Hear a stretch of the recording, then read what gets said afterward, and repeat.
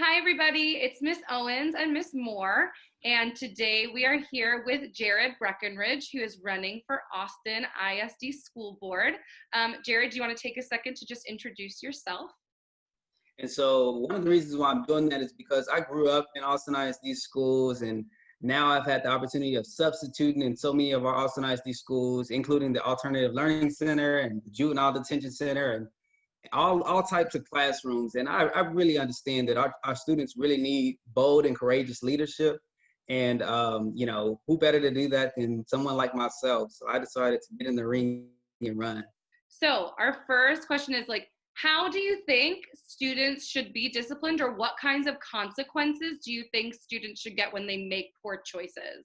When teachers are, disciplining their students, I think it's very important, as a teacher myself, that we make sure that we don't do it to harm the student. We're not trying to punish the student. We're trying to teach them how to learn from their mistakes, if you will. So it's important to have those conversations more than anything than to, I guess, suspend them or send them here, send them there, just because you don't want to deal with them as a teacher. In addition to that, I would say making sure that our officers create that welcoming environment. I mean, we have some phenomenal officers, don't get me wrong, but there are a few that I think should have, additional training to make sure that they're meeting the cultural needs of all of our students.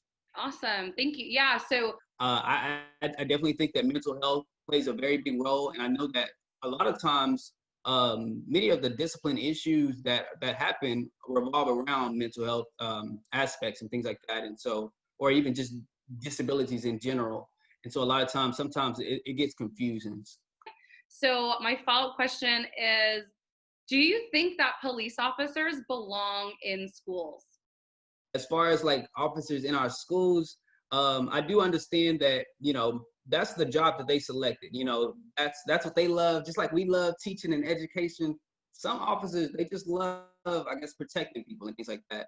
And so one of the things that I would like to explore is, first and foremost, making sure that our officers don't look intimidating. So I would look into maybe talking with our chief, AISD chief officer, and making sure that we don't have them in that regular old black uniform. For some of us, that black uniform is intimidating within itself because it represents past experiences. And then last but not least, of course, making sure that we have that bold and courageous conversation within our community.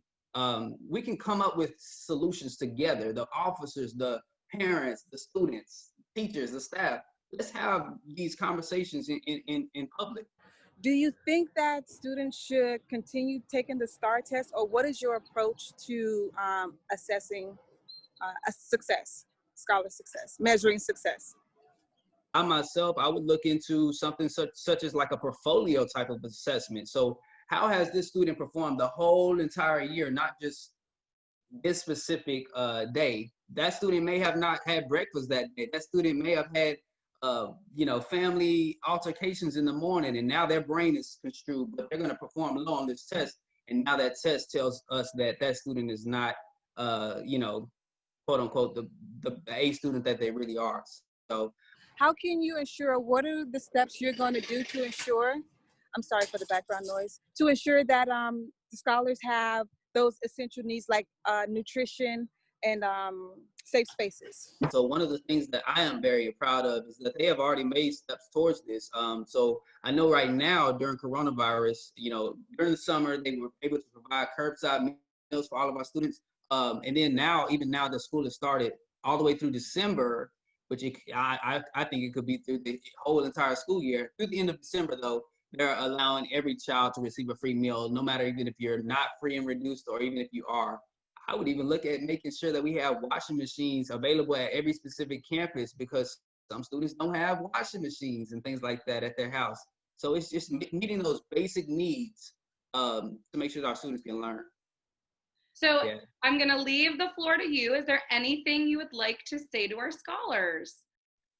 Yes, there is actually. So I just want to leave you on a positive note. Basically, just know that you can do anything in the world. Who would have thought that I'd be running for political office right now? Basically, somebody believed in me, and they showed me the way.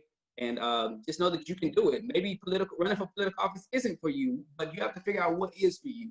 And we all have a spot in making sure this world is a better place. So here you go. All right, I want to just say thank you so much. I'm going to stop recording. Okay.